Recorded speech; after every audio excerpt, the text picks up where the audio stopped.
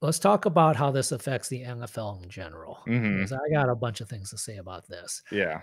I think it's ironic that for the past few months, the main concern for this season was COVID and how that could derail the season. The NFL spent months and a ton of money doing a really good job getting prepped for COVID with contact tracing bracelets, revamping the entire locker room and facilities. They spent $75 million and probably counting to hire a private lab to test players daily. They came up with a whole new CBA, canceled preseason games, did all these things to try to prevent COVID from derailing the season. Well, at this point, it looks like a protest strike is more likely to derail the season than COVID. Well, we saw how much praise, as you mentioned, the Lions got for being the first team to cancel practice and possibly starting this whole cancel sports trend. We saw the NBA postpone playoff games, the MLB and NHL also postpone games. Even Mhm. the World Tennis Association postpone a tournament because Naomi Osaka went on a protest. So I can foresee NFL teams tripping over themselves to be the first to cancel a game. A team might even try to raise that game and cancel two games to try to show how good they are in Mhm. terms of supporting the players. Mhm. Russell Wilson just this past week said on a radio show that he thought the team would have skipped a game if it was going to happen this week. So this is a realistic scenario now that a protest strike could disrupt the season.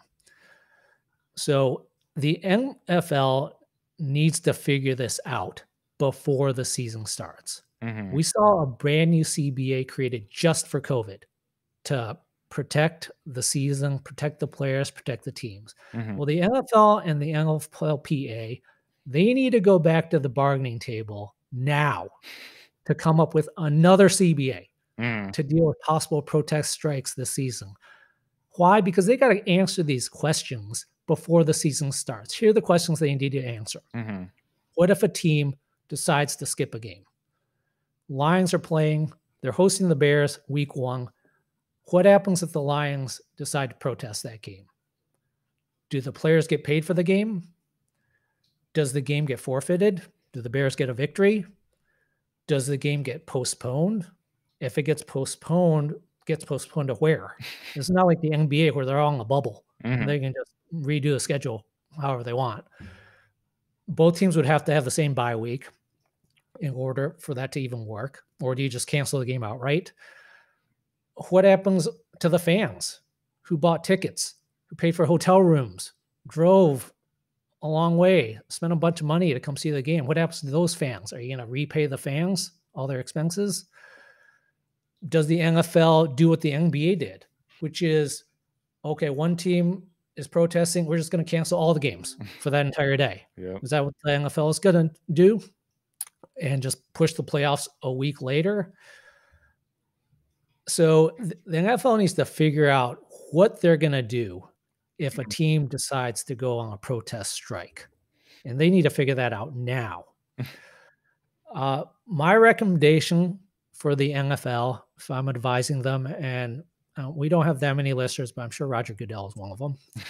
Uh, if a team goes on strike at any time, uh, if they don't penalize the team, that creates a dangerous precedent because it allows any team to skip a game at any time for almost any reason. Mhm. Imagine if Aaron Rodgers sprains an ankle one week. He needs to miss the next week. What if the Packers just happen to go on strike that next week? Are they going on strike because they're protesting something, or it's because they don't want to play without Rodgers, or a little bit of both? That's an ugly situation there and unfair. Mhm. So I think the NFL needs to draw a hard line here. If a team wants to go on strike, fine. I mean, you can't put a gun to their heads and make them play. They can do that, but the players and coaches should not get paid, and the team should forfeit the game. I think that's just fair. Mhm. But in order for this kind of thing to be palatable and acceptable to the public, as well as the players and teams, the NFLPA needs to get on board with it and fully support that plan. This is why I think they need to get to the bargaining table and figure out exactly what they're going to do if a team goes on a strike during the season.